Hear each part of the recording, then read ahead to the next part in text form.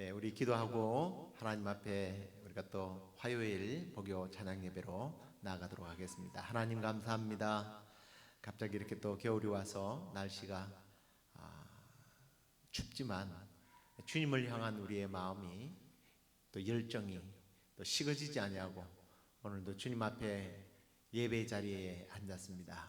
주님, 이 예배에 찾아오셔서 영광 받으시고 우리가 찬송할 때 하나님께는 영광이요 또 우리에게는 가슴이 열려지고 영성이 열려지고 뜨거운 함성과 함께 또 우리의 여러 가지 염려와 걱정들까지도 다 끊어지고 찬송 속에 거하시는 하나님을 경험하는 그러한 기쁨과 영광이 우리에게 있게 하여 주옵소서. 그렇게 해주실 줄 믿고 예수님 이름으로 기도드립니다. 아멘. 갑자기 예수님이 좋습니다 라고 하는 그런 생각이 들면서 이 찬양을 고르게 되었습니다. 많은 사람들이 참된 진리를 모른 채 주님 곁을 떠나가고 또 심지어는 가지 말아야 할 곳들을 가고 있어야 할 자리에 자기 자리를 지키지 못하는 이런 세대 속에서 정말 나는 예수님이 좋아서 늘 예수님과 함께 있고 싶습니다 라고는 그러한 찬양입니다. 우리 함께 그 고백을 주님 앞에 올려드리도록 하겠습니다.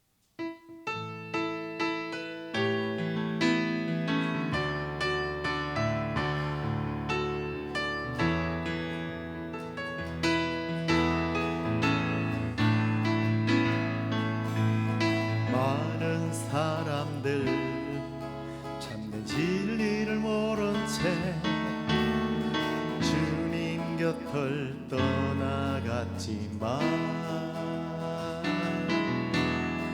내가 만난 주님은 참 사랑이었고 진리이고 소망이었소.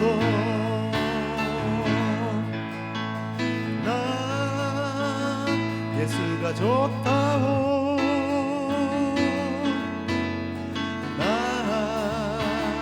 예수가 좋다고 주를 사랑한다고 베드로 고백처럼 난 예수를 사랑한다고. 무거운 짐진 자 내게로 오라. 내가 너를 하리라. 이 길만이 생명의 길 참된 복된 길이라 항상 내게 들려주셔서 난 예수가 좋다고.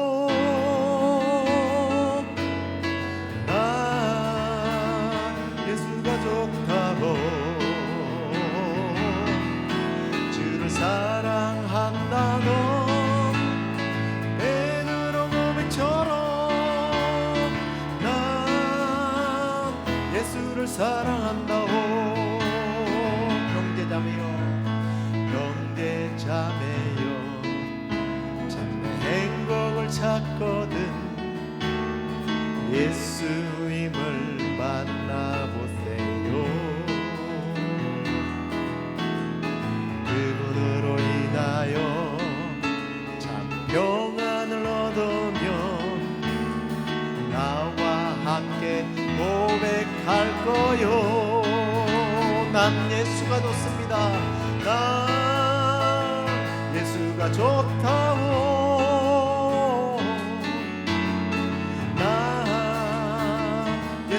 좋다고 주를 사랑한다던 베드로 고백처럼 난 예수를 사랑한다고. 난 예수가 좋다고.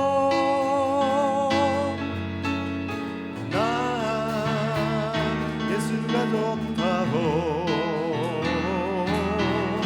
주를 사랑한다던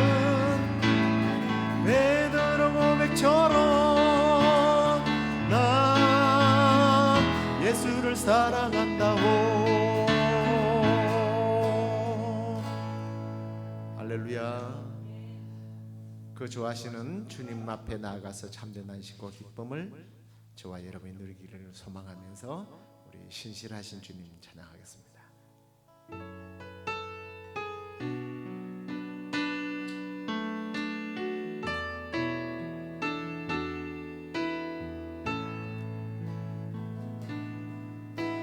주님 보좌 앞에 나아가 참된 안식과 기쁨 나 누리겠네. 경배하며 주의 얼굴 구할 때 신실하신 주님 찬양. 한 번 더 주님 보좌 앞에, 주님 보좌 앞에 나아가 참된 안식과 기쁨 나 누리겠네. 경배하며 주의 얼굴 구할 때 신실하신 주님 찬양해. 2절 기도 들으시는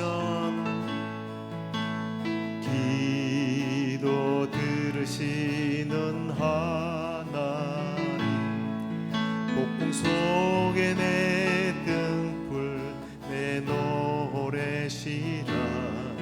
주의 날개 아래서 내 맘 쉬리니 신실하신 주님 찬양해.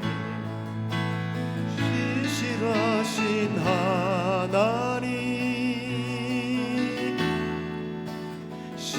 신실하신 주,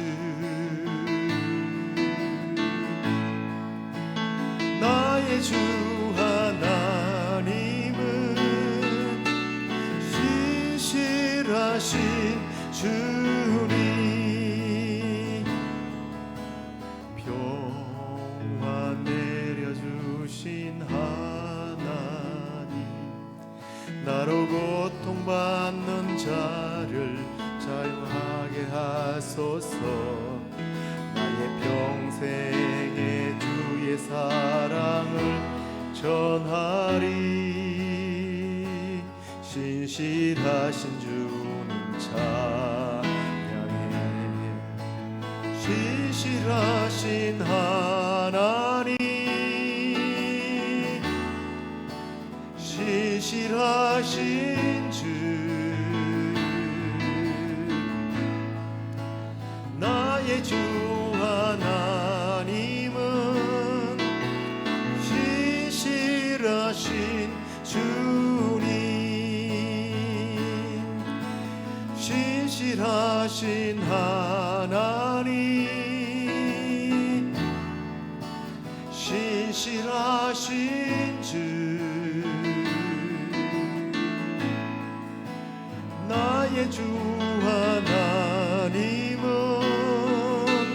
신실하신 주님.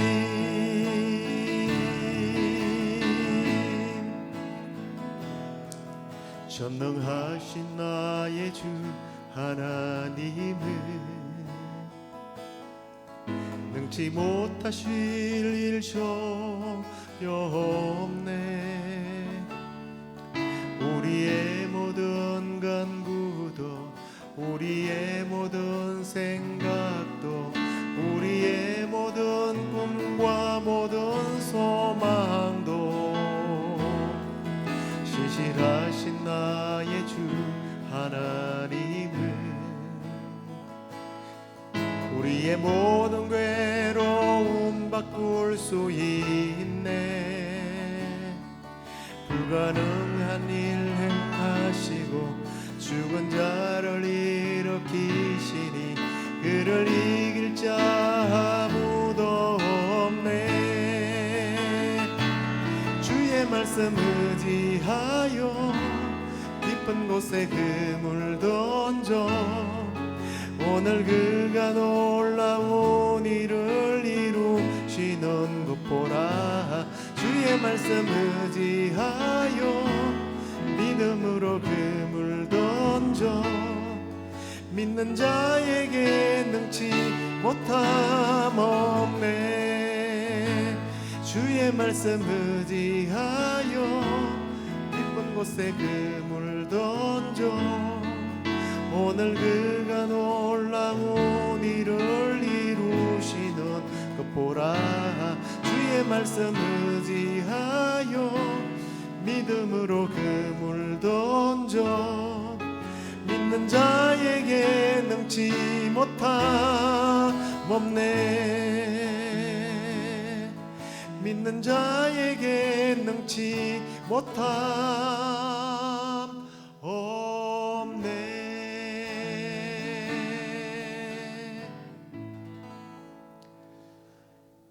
우리 이 시간에 주님 보좌 앞에 나가서 정말 못하실 것이 없으신 전지전능하신 그 하나님 앞에 우리의 사정과 우리의 괴로움, 우리의 눈물, 심지어 우리가 이루지 못한 그 꿈들,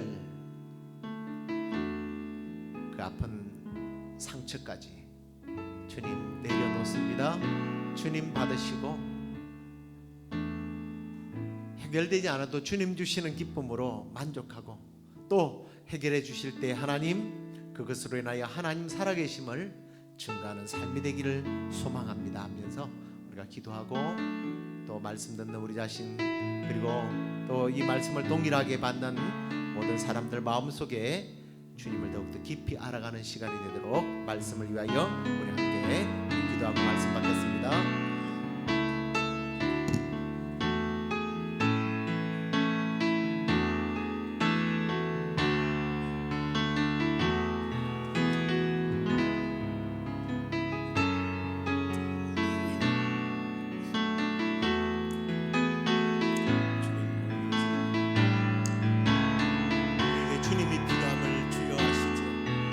주님이 필요합니다. 그 무엇보다도 주님의 필요함을 아시는 아버지, 그 전지전능하신 하나님, 우리의 눈물, 우리의 아픈 상처들, 우리 이루지 못한 꿈들, 지금 또 이루어야 할 소망까지 주님 앞에 다 내려놓습니다.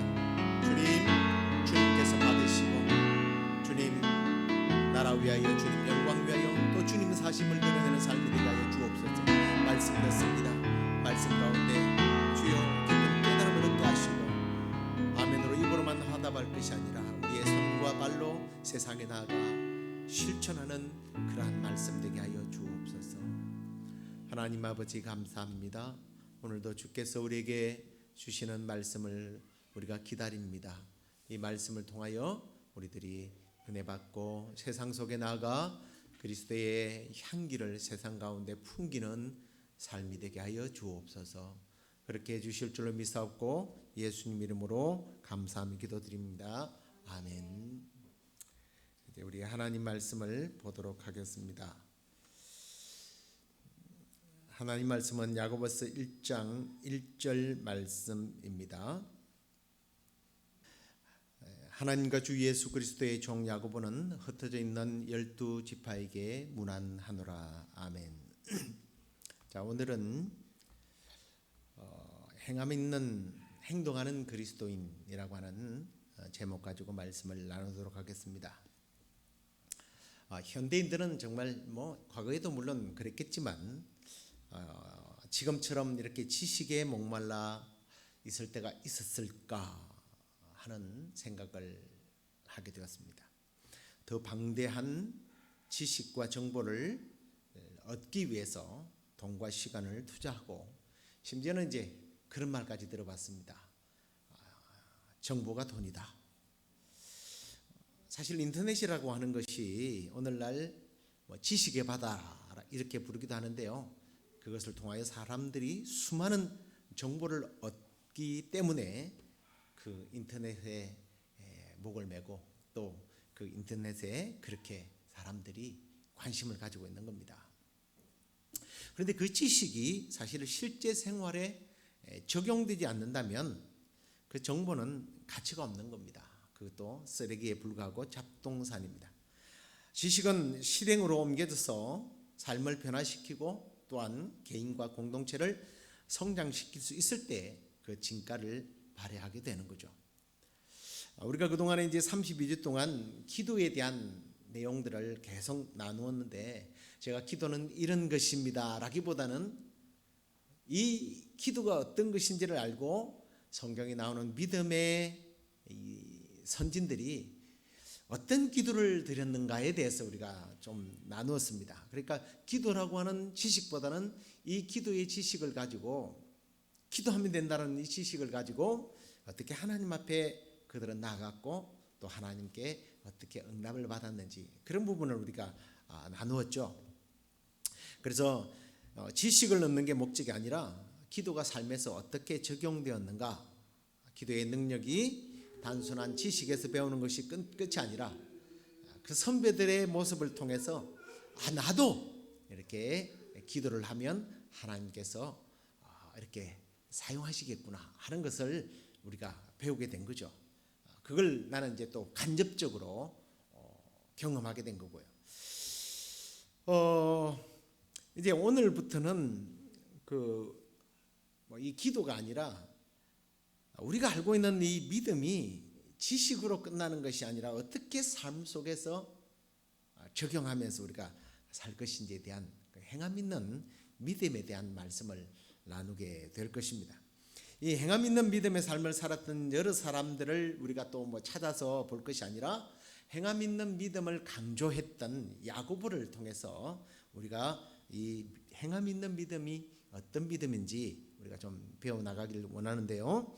우리는 이 야고보서를 통해서 그래서 우리가 어떻게 믿음의 삶을 살아가야 할지 그 해답과 지식을 얻고 또 실천하는 그런 계기가 되었으면 좋겠습니다.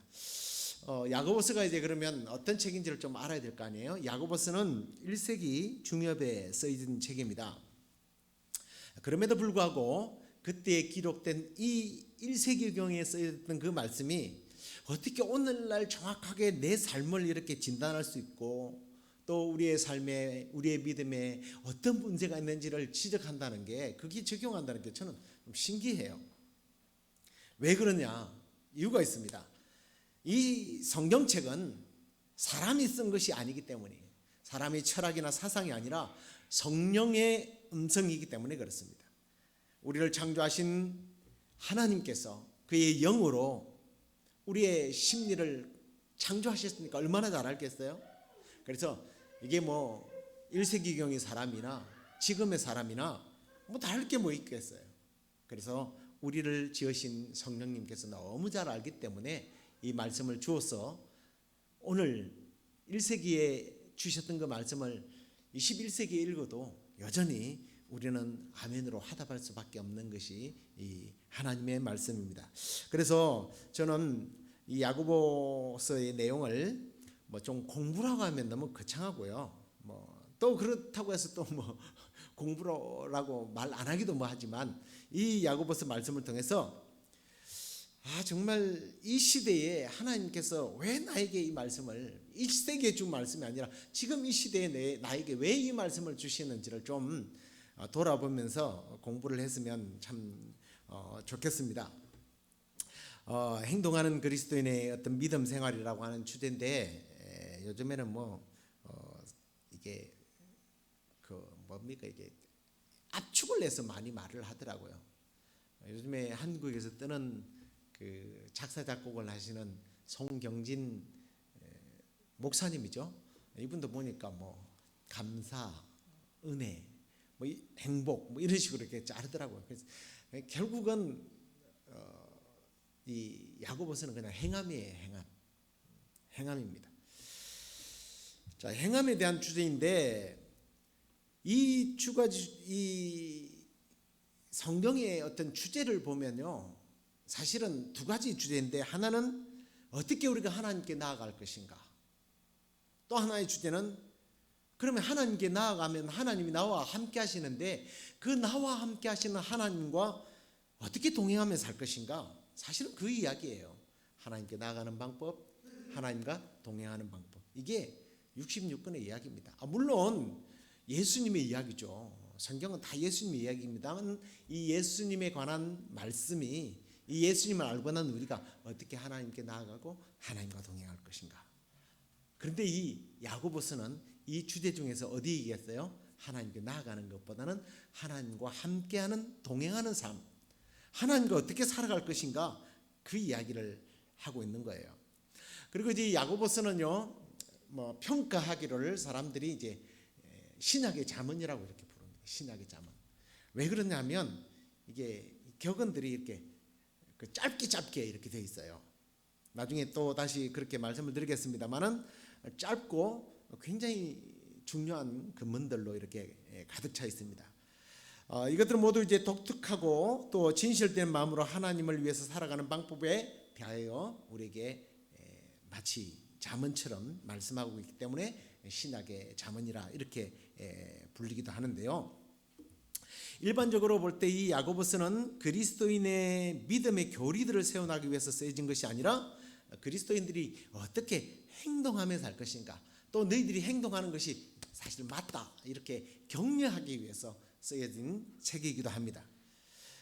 그리고 또 야고보는 우리 믿는 사람들을 진리에 대해서 다 알고 있는 사람으로 이미 간주하고 있어요. 그래서 뭐 예수를 이렇게 믿으라 이게 아니라 이미 예수를 믿었다면 이미 믿은 사람으로 간주하고 있는 거죠. 그래서 이 말씀을 가지고 불신자들에게 당신 왜 이렇게 안 삽니까? 이러면 이게 말이 안 맞는 거예요. 믿는 사람들에게 준 말씀이다. 그리고 특별히 믿음 생활을 좀 잘 못하는 사람에게도 사실은 이 말씀은 맞지 않는 말씀이에요. 제가 지난번에 한번 말씀드린 것 같은데 예수를 제가 묵상으로 보낸 글 중에 이렇게 말씀을 드렸습니다. 믿는 것이 먼저지, 우리는 예수 그리스도를 믿는 것이 출발이 돼야 되는데 이 믿는 것은 제껴놓고 자꾸만 행함이냐 뭐 선택이냐 이걸 갖고 따지려고 그래요. 그건 나중에 따질 문제예요. 그건 중요하지 않아요. 예수를 믿는 게 중요한 거예요. 그래서 예수를 제대로 믿는 사람들에게 이 야고보서가 사실은 핵심적인 교리가 되지, 예수 잘 안 믿는 사람한테는 당신 행함이 없는 믿음이죠, 이럴 필요가 없는 거예요. 정말 골수분자들에게 주신 말씀이라 생각하시면 됩니다. 정말 예수를 제대로 믿고 살려고 하는 사람들에게 주시는 말씀, 그래야 이게 답이 풀리지. 안 그러면 뭐 착하게 살면 구원받는데 라고 하면 할 말이 없어지는 거예요. 그런 말씀이 아니라는 것을 우리가 조금 전제로 하면서, 그러면 이제 이 야고보서가 누가 지은 책인지부터 이제 좀 하나씩 나누어 보도록 하겠습니다. 먼저 첫 번째 이제 야고보서의 어떤 저자입니다. 오늘 1장 1절에 보면 저자는 자기를 하나님과 주 예수 그리스도의 종 야고보다 이렇게 표현을 하고 있는데요. 그 당시 그 예수님 시대의 야고보는 여러 사람입니다. 여러 사람인데 야고보가 많다 보니까 이제 표현할 때 이렇게 표현을 해요. 누구누구의 아들 누구, 이렇게 표현을 합니다. 안 그러면 누가 누구인지는 모르니까. 그래서 이제 야고보는 이 히브리어로는 야곱이고요, 헬라어로는 그 야고보 이렇게 읽어야 돼요. 그런데 이제 신약에서는 이 야고보가 알페의 아들 야고보가 있고요, 사도죠. 그 다음에 또 가룟 유다가 아닌 유다의 그 아버지가 되는 또 야곱이 또 있습니다. 이게 좀 복잡한데, 그런데 오늘 그러면 이 야고보는 누구냐? 마태복음 13장 55절에 나오는 그 야고보예요. 그게 무슨 말씀이 나오느냐? 이는 그 목수의 아들이 아니냐? 그 어머니는 마리아, 그 형제들은 야고보, 요셉, 시몬, 유다라 하지 않느냐? 바로 예수님의 아랫동생이에요. 그러니까 예수님과 함께 자랐던 사람입니다. 그럼 이 사람이 어떤 삶을 살았을까요? 잠깐 그의 삶을 이제 돌아보면, 조금 전에 제가 소개했던 여기 보면 예수님의 동생 첫 번째가 누구예요? 야곱이었죠. 야곱이었으니까 연장자손으로 성경은 거의 기록을 한다면 바로 밑동생이기 때문에 아무래도 예수님을 제일 잘 아는 동생이죠. 그래서 형의 관점에서 예수님을 바라봤을 때에 예수님이 어떻게 보였을까? 우리가 형님, 오빠 그런 분이 메시아다 이러면 실제로 이제 예수님이 나사렛에 돌아오셨을 때입니다. 놀라운 능력을 막 이렇게, 그리고 지혜와 말씀을 증가하자 그때 성경이 이렇게 기록이 되어 있어요. 마가복음 3장 21절에 그들이 이 소식을 듣고 붙들러 나오니, 누구를 붙들러 나와요? 예수님을 잡으러 온 거예요. 왜? 그가 미쳤다 함이라. 예수님의 형제와 그의 가족과 친척들은 예수님의 소문을 듣고 미쳤다고 그런 거예요. 미쳤다. 미친 사람이다. 그렇기 때문에 자기 형이 메시아라고 전혀 생각지 않는 거예요. 그런 그가 어떻게 이렇게 사도로서 성경을 이렇게 짓고 예수를 믿게 되었을까? 고린도전서 15장 7절에 보면 이런 기록이 나옵니다. 바울이요, 이런 말을 해요. 그 후에 야고보에게 보이셨으며 그 후에 모든 사도에게와, 그리고 바로 그 다음에 만삭되지 못한 나에게 예수님이 보여주셨다라는 말을 합니다. 적어도 예수님이 성경에 그렇게 되어 있지 않지만, 그 마태복음, 마가복음, 누가복음 여기에는 그렇게 자세히 나와 있지 않지만, 이 바울의 기록에 의하면 오히려 사도들보다 더 먼저 자기 동생을 찾아갔던 거예요. 다시 말해서 예수님이 부활하시기 전에는요, 형을 미쳤다고 그러는 거예요. 빈정거렸던 거예요. 의심했던 사람입니다.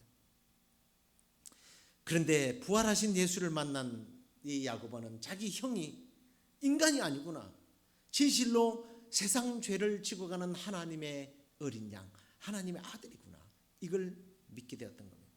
그때부터 초대교회의 중요한 지도자 중에 한 사람으로 그는 활동을 하다가요, AD 62년에 네로의 박해 때에 대제사장 안나스의 손에 순교를 당하게 됩니다. 제가 이제 오늘 이렇게 파워포인트를 넘겨줄 사람이 없어서 그걸 못 보여드리고 방송을 보는 분들에게 제가 자막으로 넣어서 보여드릴 텐데요. 2002년도에 굉장히 중요한 하나의 물건이 발견이 됩니다. 예루살렘에서. 그것은 바로 야고보 요셉의 아들 예수의 동생이라고 하는 납골함이 발견이 돼요. 뉴욕 타임즈와 워싱턴 포스트에서 2002년 10월 21일에 발표된 겁니다. 관심 있는 분들은 좀 더 정확하게 보시려면, 그 내용을 보시려면 지식의 바다 인터넷에 검색하면 다 볼 수 있습니다.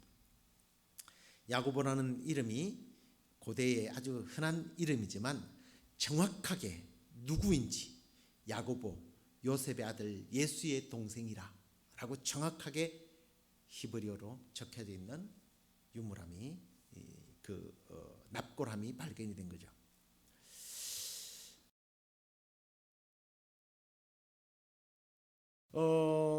그리고 그 발견 후에 이 역대를 조사를 해보니까 역시 주 20년에서 70년경으로 추정이 되었다고 합니다.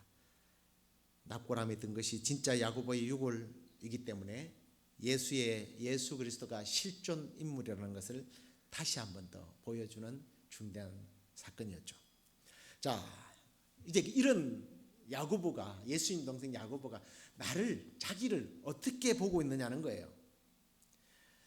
야고보서가 AD 이제 45년경에 쓰여진 책입니다.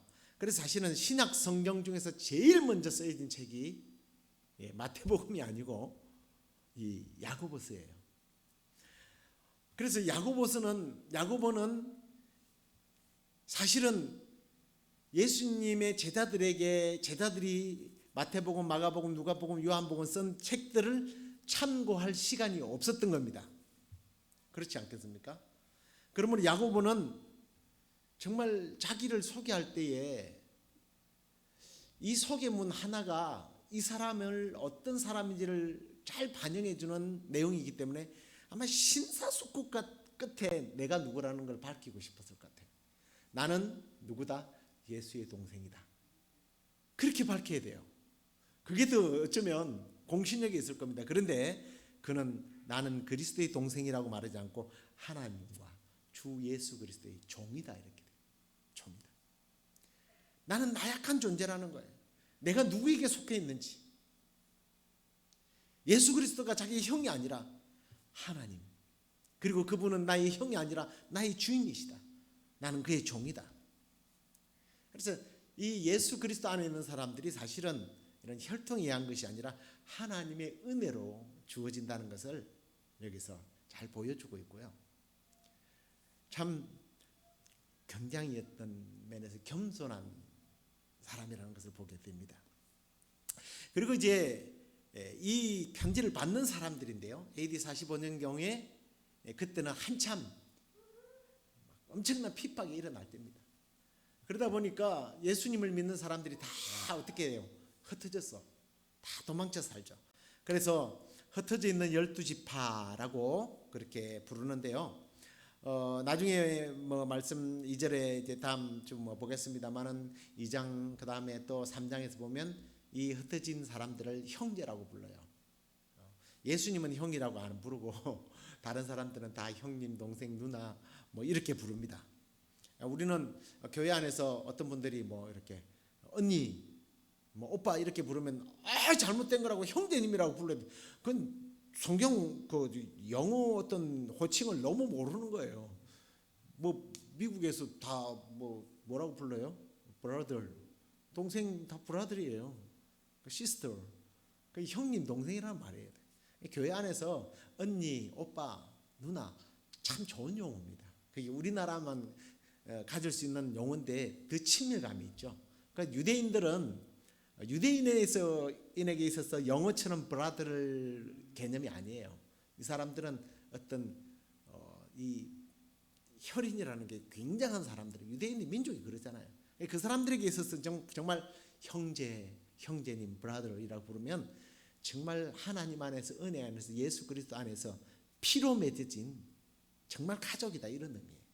그래서 우리가 그런 용어들도 교회 안에서 쓰는 것이 좀 평범하게 우리가 그냥 언니 오빠 이렇게 쓰는 것도 좋다라고 저는 추천하고 싶고요. 그리고 여기 흩어지는 12지파라고 했는데 흩어지다라고 하는 이 말이 소위 좀 비싸게 뭐 조금 뭐 있는 척하는 사람들이 뭐 코리안 디아스포라라고 하는 그 디아스포라라고 하는 말이 흩어졌다는 말인데 이게 그냥 말로는 헬라 뭐 이런 말로는 그냥 흩어졌다, 분산시켜졌다라는 의미지만 이 의미라는 게 있잖아요. 의미. 그 어원이라고 있는데 그 어원은 뭐냐면 넓은 들판에다가 넓은 밭에다가 종자를 흩어서 뿌렸다라는 뜻이에요.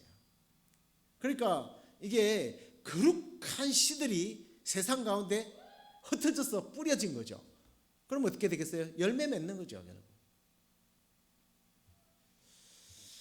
아무튼 유대인을 경멸하는 그러한 사람들에 의해서 전 세계로 흩어져서 이 사람들이 정말 유랑생활을 하면서 극심한 박해와 또 순교 뭐 이런 것들을 지금 앞두고 있는 사람들에게 이 야고보는 그 수많은 사람들에게 하나님 나라 그리고 예수 그리스도 이걸 바라면서 살 수 있도록 이렇게 이 편지를 쓴 겁니다. 자, 그러면 이제 야고보서의 어떤 개관을 좀 살펴봐야 되는데 뭐 제가 이제 나중에 이 벽에다가 이렇게 넣어드릴게요.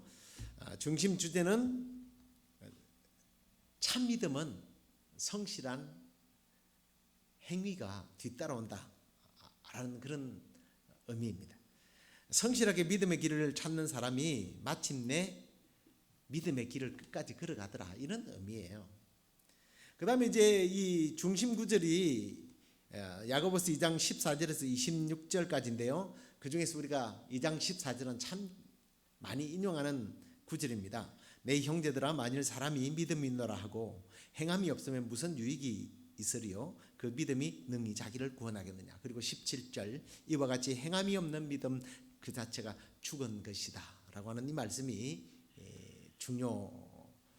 중심 구절인데 이 본문을 좀 뭐 나중에 이제 또 다루겠습니다만 개략적으로만 다뤄보면 여기서 야고보는 행위에 의한 구원을 선포하는 것처럼 보이지만 그게 아니에요.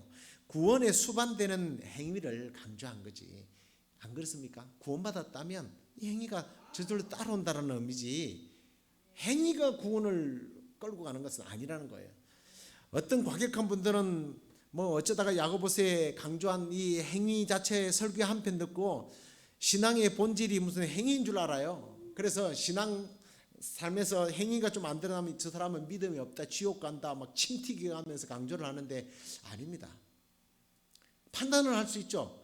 그런데 그 판단도 우리가 감히 누가 너희들 서로 판단하느냐, 판단하시는 분은 하나님 한 분밖에 없다고 그랬습니다. 남의 구원에 대해서 우리가 판단할 수 없어요. 단지 우리는 추측은 할 수 있죠. 아니 완전히 삶이 완전히 뭐 독 테이블이에요. 개판이죠.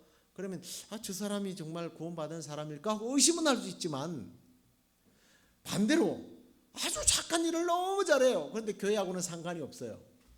그럼 그 사람은 그러면 행함이 있는 삶이니까 그러면 착한 일 많이 했으니까 천국 갑니까? 그건 아니죠. 여기에 자꾸만 속다 보니까 이상한 교리들이 나오고 지금도 거기에 속아서 있는 사람들이 있습니다. 자, 믿음은 뿌리와 나무입니다. 행위는 뭐예요? 열매예요. 근데 이게 열매가 지금 당장 없다고 해서 이 나무가 가짜 나무입니까? 아니죠. 때가 되면 열매를 맺게 돼 있는 겁니다. 그 열매를 맺으시도록 우리 하나님께서 예수님께서 뭐라고 그랬습니까?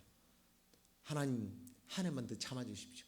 내가 더 밭을 갈고 거름을 주고 열매 맺도록 하겠습니다. 하나님이 가만 안 두시는 거예요. 예수님이 가만 안 두셔요. 성령님이 가만 안 둬요. 한 대 두드럽게 패스라도 결국 열매 맺게 하시는 거예요. 행위는 결국 따라오게 되는 거예요. 야고보는 그걸 강조하고 싶은 겁니다. 야고보가 무슨 지가 뭘 예수님과 피가 섞였다고 해가지고 그래서 자기가 뭐 사도가 된 건가요? 하나님 은혜로 자기도 사도가 된 거 아닙니까? 어느 날 찾아온 예수님, 어느 날 찾아온 구원 때문에 자기가 구원받은 거지 뭐 야고보가 지가 잘해갖고 예수님 만난 건가요? 자기 형을 미친놈이라고 욕하면서 다니고 자기 형을 붙잡아서 자기 집에 데려가려고 했던 사람이에요. 행위하고 상관없는 거예요. 그러나 구원받은 사람은 분명히 구원받은 사람답게 행위가 나타나는 것이 정상이라는 거예요. 그걸 배우게 되고요. 이제 개요 부분은 뭐 1장이 뭐가 나고 2장이 뭐가 나고 이건 하지 않겠습니다. 왜냐하면 어차피 우리가 다룰 부분이니까.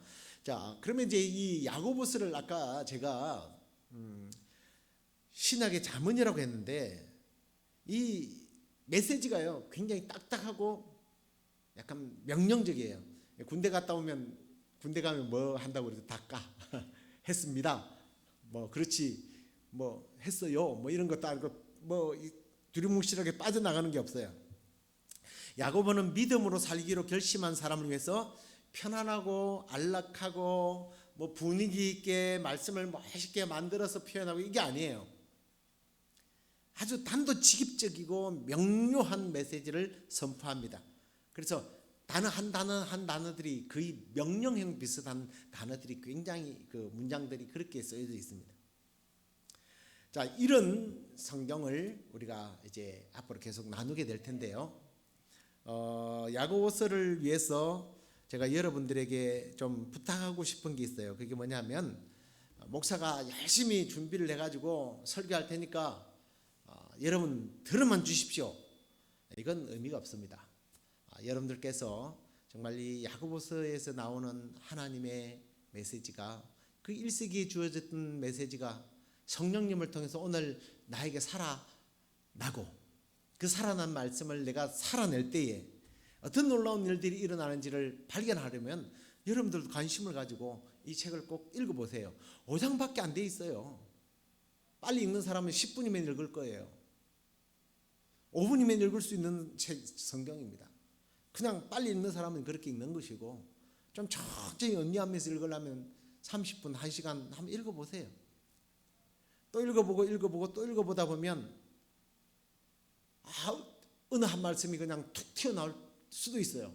그런 말씀엔 줄을 치세요. 그 말씀을 붙잡으세요. 그 말씀을 묵상하시기를 바랍니다. 그러면요 이 말씀이 정말 나에게 주시는 말씀이구나, 참 좋으신 말씀이다 라는 것을 깨닫게 될 것이고, 그 다음에 이제 제가 이 야고보에 대한 내용만 다루진 않아요. 하다 보면 그 이렇게 믿음으로 산 사람들의 어떤 예시가 있을 겁니다.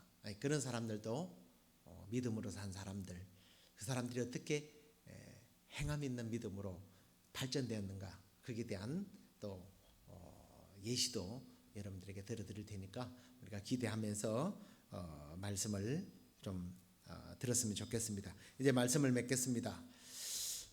저와 여러분이 이 야고보서를 공부하면서 예수를 잘 믿으면 이렇게 복을 받는구나, 잘 먹고 잘 살구나, 안락한 삶을 살겠구나, 그게 아닙니다. 그거 하라고 여러분들에게 이 야고보서를 가르치는 건 아닙니다. 우리가 어떻게 하면 흔들리지 않는 믿음을 가지고 고난도 난관도 헤쳐나갈 것인가, 믿음으로 살았던 사람들이 어떻게 승리하는가, 그게 배우는 것이 아니라 내가 바로 그 사람이 되기 위해서 이 말씀을 배우는 거예요. 그래서 정말 야고보서를 쭉 끝내갈 때 주님, 내가 그렇게 살고 있었군요, 혹시 그렇게 살지 못했다면 이제 살겠습니다 결단하고 정말 세상아 바람아 부르라 부딪히고 승리하는 그런 참 믿음의 사람이 되기를 주의 이름으로 축원합니다. 우리 이제 비전이라고 하는 찬양을 함께 부르도록 하겠습니다.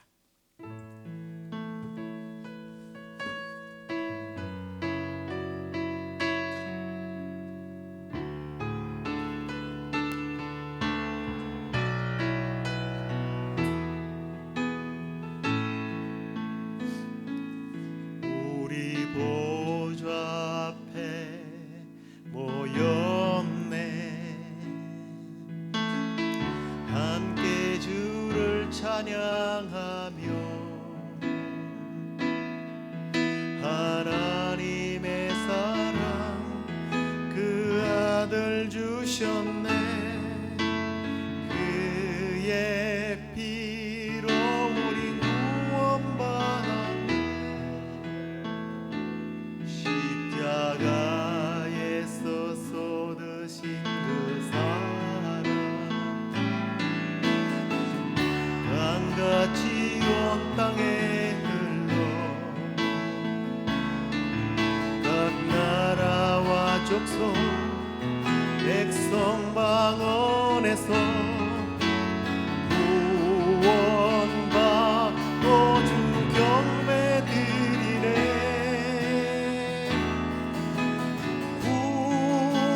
구원하심이 보좌에 앉으신 우리 하나님과 어린 양께 있도다.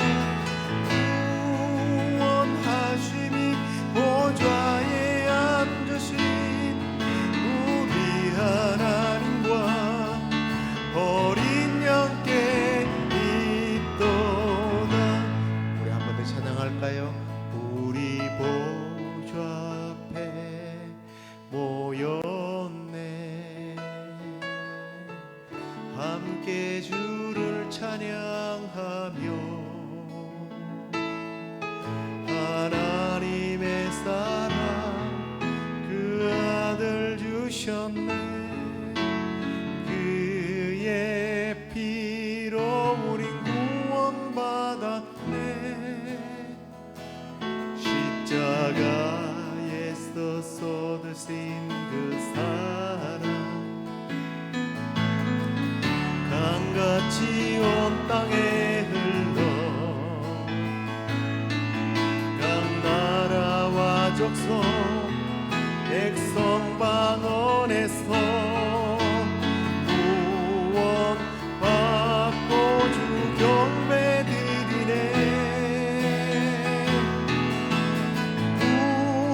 구원하심이 보좌에 앉으신 우리 하나님과 어린 양께 있도다. 구원하심이 보좌에 앉으신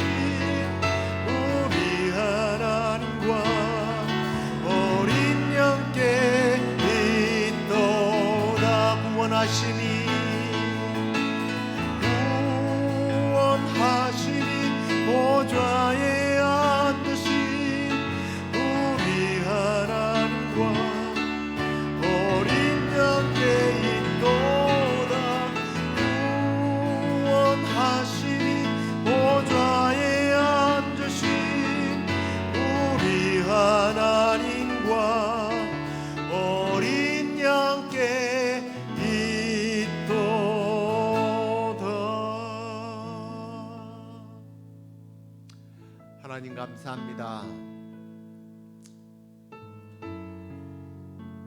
우리도 사실 야고보처럼, 예수님의 동생 야고보처럼 진리에 대해서, 하나님에 대해서, 예수 그리스도에 대해서 오해하고 심지어는 알지도 못했지만 예수님 부활 후에 야고보 자기 사랑하는 동생에게 찾아갔던 것처럼 하나님께서 성령님을 보내주셔서 우리에게 찾아옴으로 우리는 모태신앙이다, 어릴 때 어떻게 전도를 받았다고 하지만 성령의 강권적인 역사로 그 믿음으로 말미암아 구원받게 하시니 감사합니다. 그 구원받은 후에 우리의 믿음이 자라고 성숙해져서 열매 맺는 신앙으로 열매를 많이 맺어야 할 텐데 여전히 나무 모양만 가지고 있고 열매를 맺지 못하는 우리의 부끄러운 모습, 그 모습을 아시고 21세기 전에 우리를 위하여 이 말씀을 예비하시고 참 믿음의 사람들이, 구원받은 성도들이 행함 있는 믿음의 삶을 계속해서 살아낼 것을 우리에게 주신 이 말씀, 우리가 이제 여러 주간 동안 공부하면서 지식으로 배우는 것이 아니라 우리의 삶을 돌아보고 우리가 온전한 믿음으로 살아내는, 우리의 행함이 있는 믿음으로 발전되도록 성령님이여 우리를 도와주옵소서. 그리하여 우리도 열매 맺어서 참 하나님의 자녀로 부끄러움이 없는 모습으로 주님 앞에 서게 하여 주옵소서. 그렇게 해주실 줄로 믿고 예수님 이름으로 기도드립니다. 아멘. 지금은 우리 주 예수 그리스도의 은혜와 하나님의 크신 사랑과 성령의 위로 교통 충만하심이 구원받은 하나님의 백성으로 믿음의 열매를 계속 맺어가기를 원하는 우리 시애틀 영락교회 성도들과 또 이 방송을 통하여 말씀을 듣고 각성하고 진리대로 살기로 작정하는 이들 모두에게 지금부터 영원토록 함께 있을지어다. 아멘.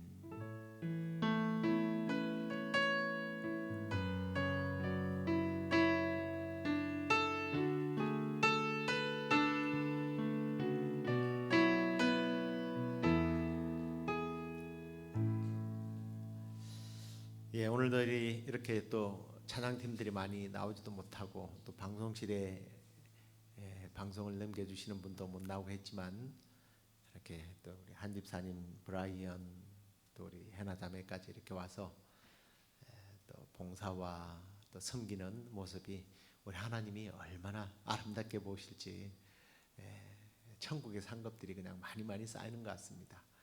한편으로도 감사하고요. 우리 안에서 정말 믿음의 삶이 언제 끝날지는 모르겠지만 그 끝나는 그날까지 주님 손에 아름답게 붙들려서 살아가는 우리 모두가 되기를 소망하고, 날씨가 갑자기 많이 추워졌습니다. 건강 관리 잘하시고 주일날 뵙도록 하겠습니다. 안녕히들 돌아가십시오.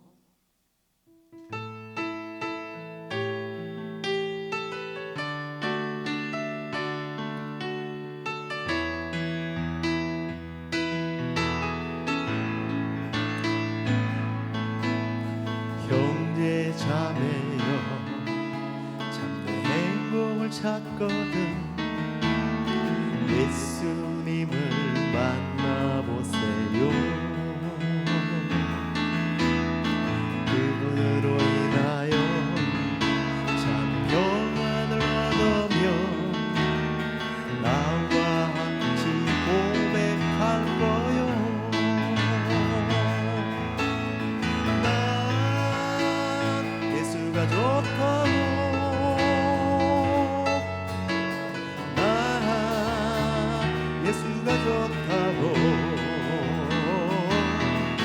주를 사랑한다고 베드로 고백처럼 난 예수를 사랑한다.